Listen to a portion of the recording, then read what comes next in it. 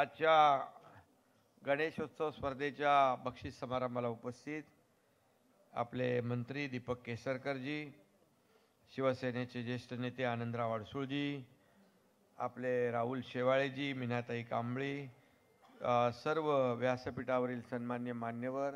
मला जायचं ठाण्याला, परत कार्यक्रम आहे गणेश दर्शन स्पर्धा, त्यामुळे सर्व मान्यवर आणि उपस्थित शिवसैनिक, कार्यकर्ते, बांधव, भगिनी आणि गणेश भक्तांनो, मी सगळ्यांनाच आज शुभेच्छा देतो. गणपती अगदी जवळ आलेत आणि हा उत्सव मुंबईचा सार्वजनिक गणेशोत्सव स्पर्धा 1 वर्षापासून सुशांत कुठे गेला आणि आपण पहिलंच वर्ष आहे ना, गेल्या वर्षी झाली, आता यावर्षी दुसरं वर्ष, आणि वक्तृत्व स्पर्धा पण झाली. आता त्या मुलीचं नाव काय? तेजस्विनी केंद्रेने चांगलं आपलं वक्तृत्व दाखवलेलं आहे इकडे, आणि एक वक्ता आपल्याला मिळाला आहे चांगला.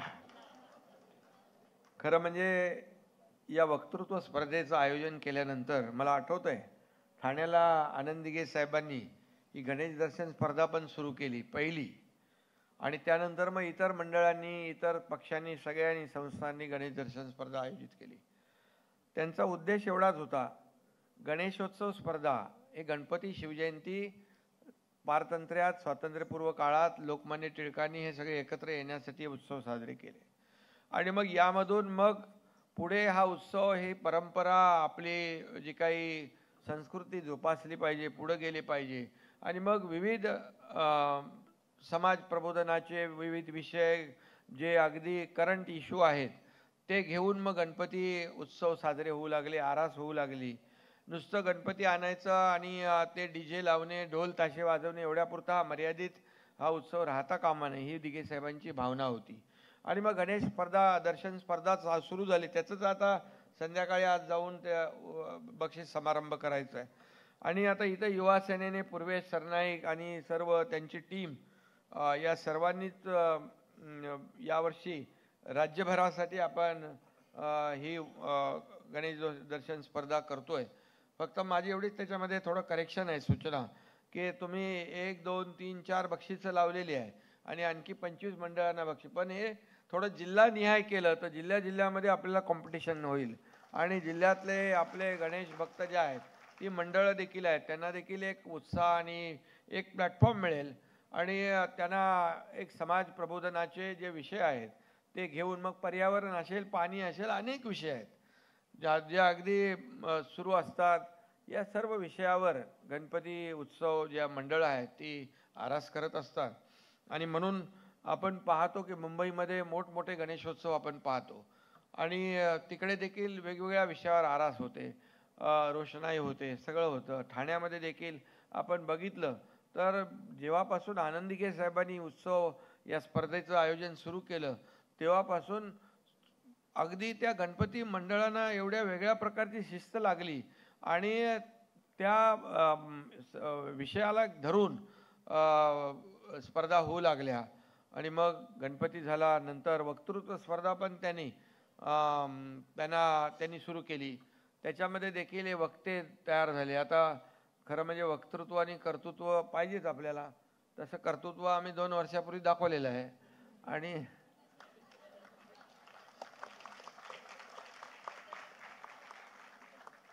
कारण शेवटी ते आपले तेजस्वी म्हणाले की त्याला देखील धाडस आणि हिंमत लागते, आणि ती दाखवलं आम्ही. कारण शेवटी जेव्हा आपली शिवसेना आणि बाळासाहेबांचे विचार जेव्हा बाजूला पडू लागले, आणि जेव्हा आपला धनुष्यबाणच धोक्यात आला, त्यावेळेस मग आम्ही ठरवलं की आता आपल्याला शांत बसून चालणार नाही, नाहीतर मग सगळेच लंबे झाले असते. आणि म्हणून आम्ही तिकडे आपलं सरकार बदललं, आणि कारण मगाशी तेजस्विनीने सांगितलं मगाशी की कसं आपलं शिवसेना कुठे ठेवली होती, ह्या सगळ्या गोष्टी आपल्याला माहीत आहे. मी त्याच्यात जाऊ इच्छित नाही, कारण त्यावेळेस मी पाहिलं की ती जे धाडस आपण केलं, जो उठाव केला, फक्त राज्य, देश नाही तर 32 देशांनी त्याची नोंद घेतली, 32 देशांनी, की हे असं कसं होऊ शकतं? कारण लोक सत्तेकडे जात असतात.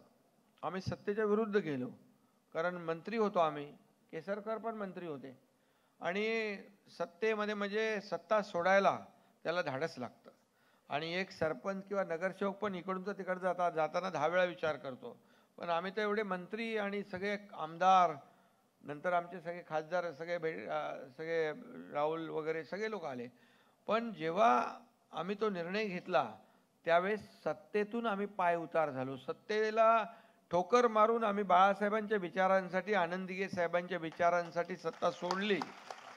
पुढं काय होणार आम्हाला माहीत नव्हतं, परंतु त्याची पर्वा आम्ही केली नाही.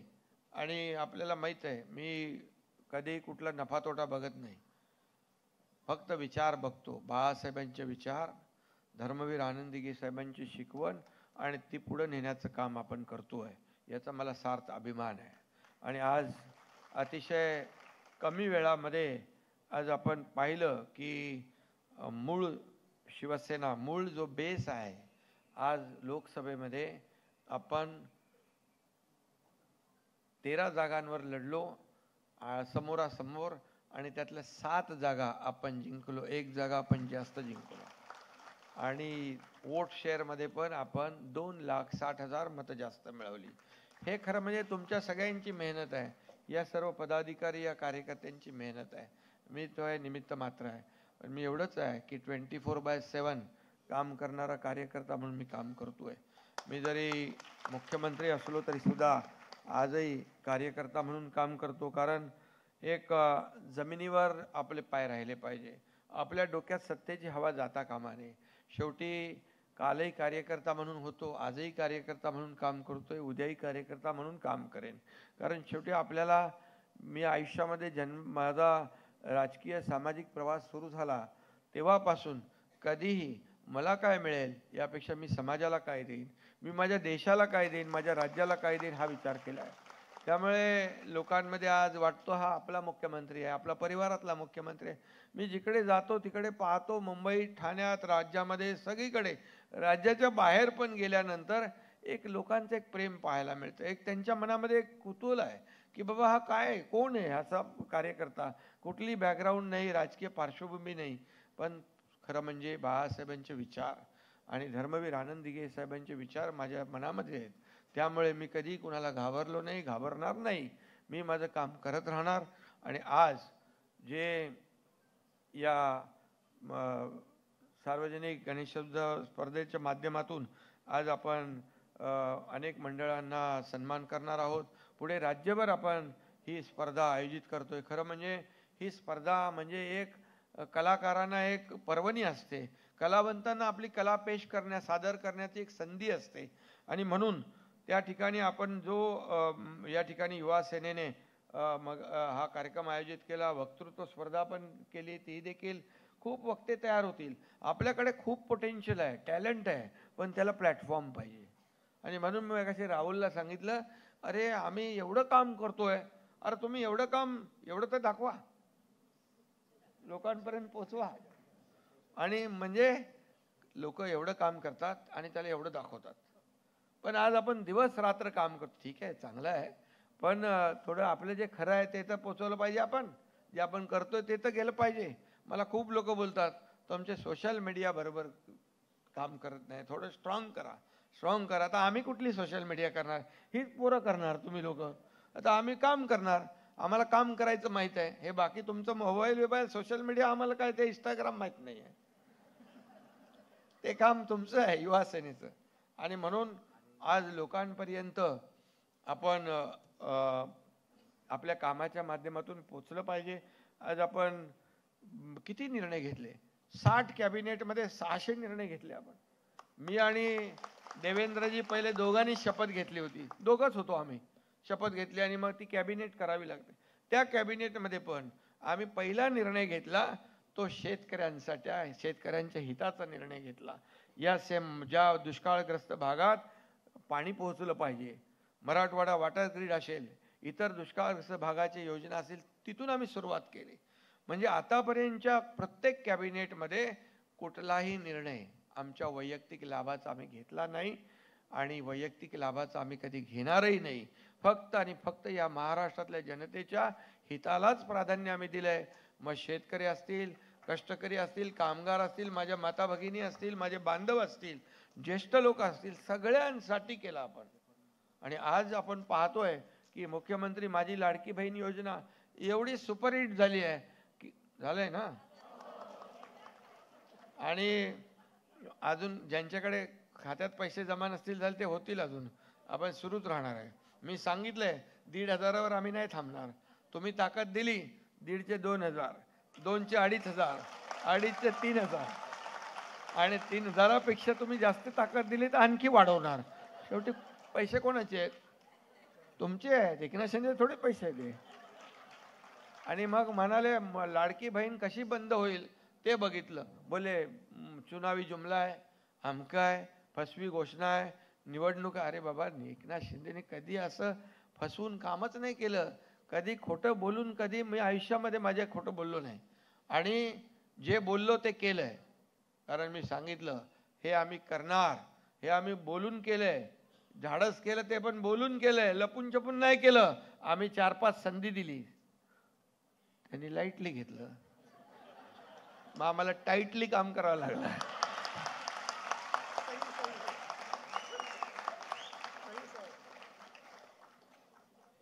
हलक्यामध्ये घेऊ नका आम्हाला.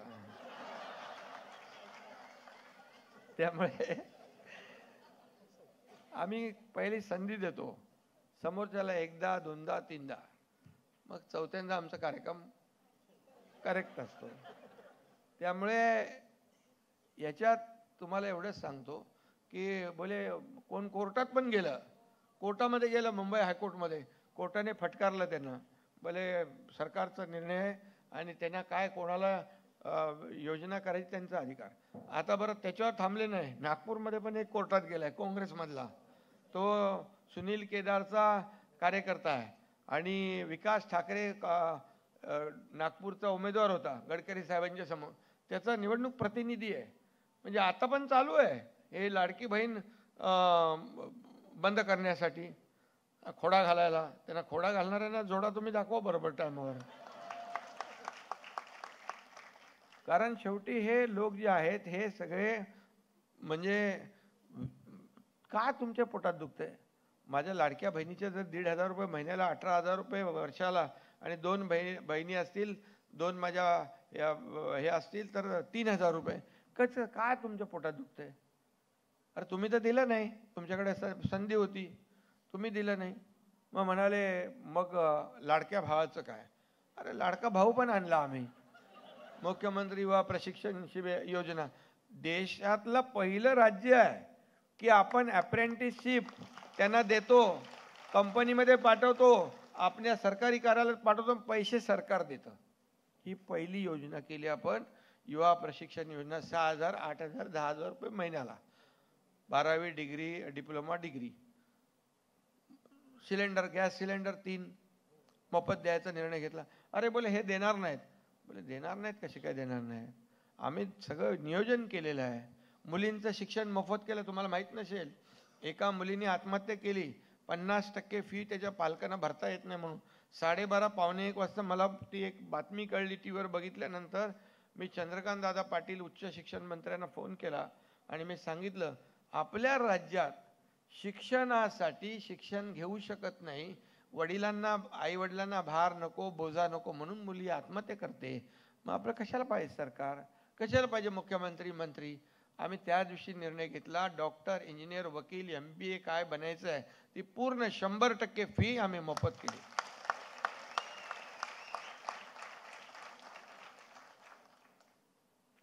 वयोश्री ज्येष्ठ योजना केली आपण, ज्येष्ठांसाठी 3,000 रुपये त्यांच्या खात्यात आता ते मिळतील. दुसरं, काही लोक म्हणाले ज्येष्ठांना, महिलांना 50% ST मध्ये सवलत दिली.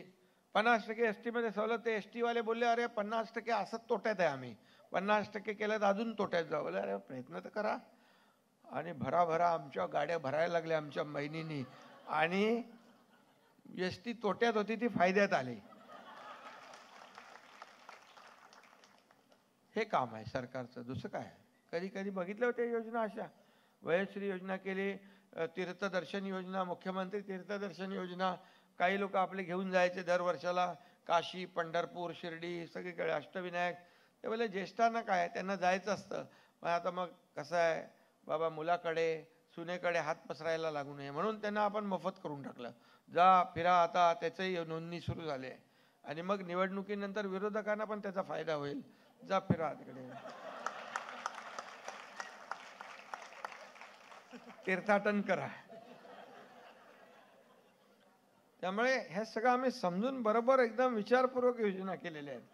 एका घरामध्ये या योजना ज्या आहेत, एका घरामध्ये माझी बहीण, भाऊ असेल, ज्येष्ठ असतील, मुलगी असेल, या सगळ्यांना त्याचा फायदा झाला पाहिजे. म्हणून जेव्हा 1,500 रुपये काय म्हणतात, ते काय 1,500 रुपये काय होणार आहे, 1,500 का तुम्ही विकत घेता का महिलांना, तुम्ही काय लाच देता का, असं काय काय बोलायला लागले. अरे बोलताना थोडं तरी काय मर्यादा ठेवा. आणि मग तुम्हाला काय कळणार, सोन्याचा चमचा घेऊन जन्माला आलेले पैशाच्या राशीत लोळणाऱ्यांना 1,500ची किंमत कळणार नाही. 1,500ची किंमत माझ्या सर्वसामान्य बहिणीला कळते. मला माहित आहे माझी आई कसा संसार चालवायची, कसं घर चालवायची, किती काटकसर करायला लागायची, हे मी पाहिलंय आणि आपण हे बघितलंय. म्हणून मला जेव्हा वाटलं माझ्याकडे जेव्हा अधिकार येतील तेव्हा मी अनेक योजना करेन आणि त्याच्यात बहिणीची योजना पहिली करेन. आणि म्हणून ते आपण केलं. आणि म्हणून आता सगळे लोक त्याच्यावर टीका करतायत, ठीक आहे. परंतु बऱ्याच लोकांनी, मी डॉक्टर नसलो तरी सुद्धा बऱ्याच लोकांना मी ठीक केलं. कोणाचे पट्टे काढले, कोणाचे गळ्याचे, कोणाला काय, कोणाचं काय, सगळे आजार बरे झाले सगळे.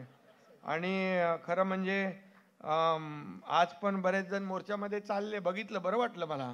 घरात बसलेले बाहेर तर आले, रस्त्यावर चालू तर लागले.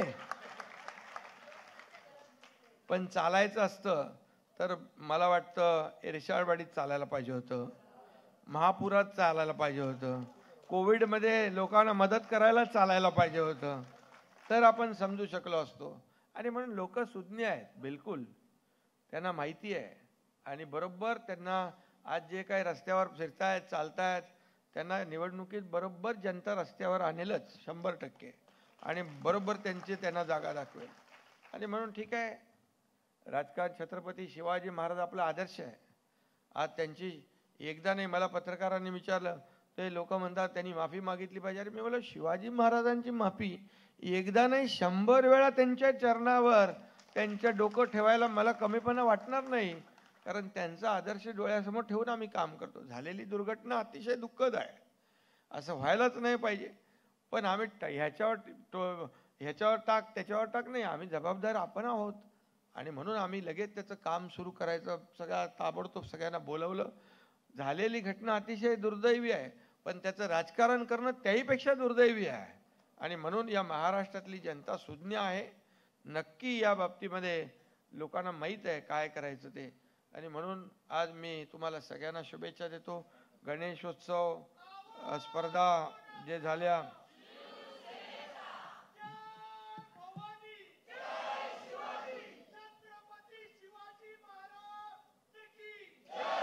जेव्हा आपल्याला माहीत आहे 2.5 वर्षाचं महाविकास आघाडीचं सरकार होतं, त्यावेळेस सगळ्या कोविडच्या नावाखाली, मगाशी ती मुलगी म्हणाली, चायनामध्ये, जपानमध्ये, अमेरिकेमध्ये कोविड वाढला की लगेच धडाक्कन इथं लॉकडाऊन.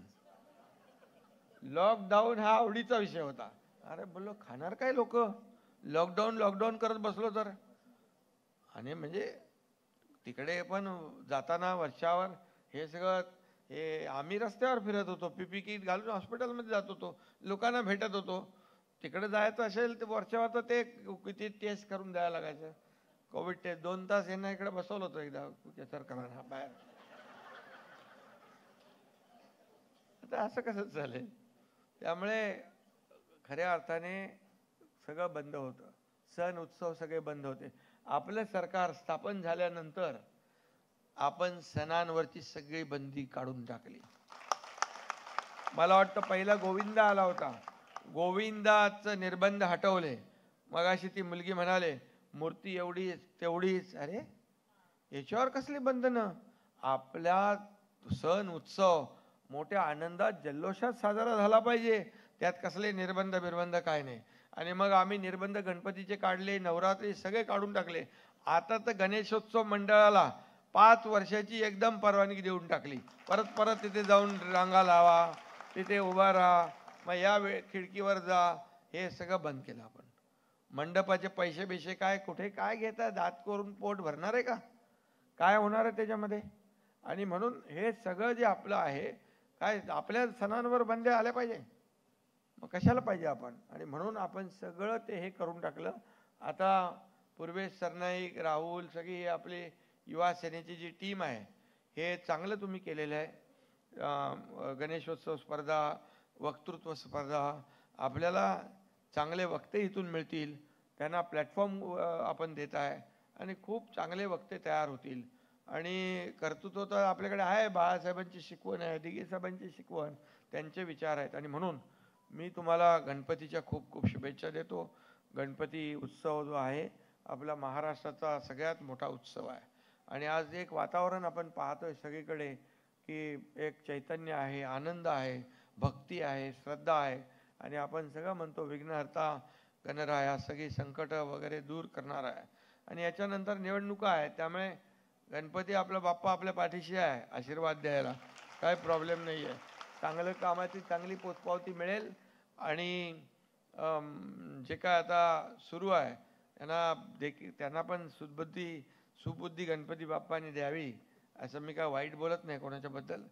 पण जे काय चालू आहे सध्या प्रत्येक गोष्टीचं जे काही राजकारण सुरू आहे आणि त्यांना काही दुसरे हे मिळत नाहीत विषय, कारण आपण एवढे निर्णय घेतलेत की सगळे अनपेक्षित आहेत. त्यांना वाटलं नव्हतं की एवढे निर्णय घेतले जातील, पण आपण देणारे आहोत, घेणारे नाही. ही देना बँक आहे, लेना बँक नाही. आणि त्यामुळे तुम्हाला सगळं माहीत आहे. कार्यकर्ते राहुल आपल्याला माहीत आहे सगळ्यात जास्ती, मीनाताईला पण माहीत आहे. आणि त्यामुळे सगळ्यांना शुभेच्छा. पुन्हा एकदा या स्पर्धेला खूप चांगला प्रतिसाद मिळेल, अनेक कलावंत घडतील, अनेक चांगले वक्ते घडतील, कार्यकर्ते घडतील. खरं म्हणजे ही फॅक्टरी आहे, हे जे आपलं कार्यकर्ते घडवण्याची आणि वक्ते घडवण्याची हे कारखाना आहे. आणि म्हणून तो तुम्ही सुरू करताय, त्याबद्दल मी मनापासून आपल्याला शुभेच्छा देतो. बाकी मी आपल्यासोबत आहे 24 तास 24/7. आणि प्रत्येकाला वेगवेगळं काम आपण दिलेलं आहे. केसरकरांना तिकडे गुवाहाटीला दिलं होतं काम, त्यांनी ते म्हणजे काम दिलं की बरोबर आपला कार्यक्रम करतात ते बरोबर एकदम. आणि त्यामुळे सगळे आमचे व्यासपीठावरचे सगळे 1 से बढ़कर 1 कार्यकर्ते आहेत, पदाधिकारी, हे तुम्ही सगळे आहात. आणि म्हणून आपल्याला एकच आहे, आपण क्या निर्णय घेतलेल्या योजना ज्या लोकांपर्यंत आपलं पोचवल्या तरी बस झाल्या. एवढ्या योजना आपण केल्यात की आतापर्यंतच्या महाराष्ट्राच्या इतिहासात किंवा कुठल्याही राज्याच्या इतिहासात एवढ्या योजना कधी झाल्या नव्हत्या. त्यामुळे या फक्त पोचवणे. आणि म्हणून राहुल कनालला मी सांगितलं, सोशल मीडियाच्या माध्यमातून जास्तीत जास्त लोकांपर्यंत या योजना तुमच्या पोहोचल्या पाहिजे. तुम्हाला बाकी करायची काहीच गरज नाही. त्यांना लोकांना द्यायला जातोय आपण. शासन आपल्या दारीसारखा कार्यक्रम आपण केला, 5 कोटी लाभार्थ्यांना लाभ मिळाले. आपण त्यांना द्यायला जातोय, त्यांच्याकडे मागायला जात नाही. फक्त ते योजनांचा लाभ त्यांना मिळाला पाहिजे, अशा प्रकारचं काम करा. एवढंच सांगतो. पुन्हा एकदा मनापासून शुभेच्छा. ज्यांना बक्षीस मिळणार आहे त्यांनाही शुभेच्छा, ज्यांना नाही मिळणार त्यांना पुढच्या वर्षी मिळेल. आणि तयारी चांगली करतील ना आणखी. आणि वक्तृत्व स्पर्धेमध्ये जे आले त्यांचं ते तेजस्विनीचं तर अभिनंदन केलंच आहे मी. एकदम चांगला वक्ता भेटला आपल्याला. आणि सगळ्यांना शुभेच्छा. धन्यवाद. जय हिंद, जय महाराष्ट्र.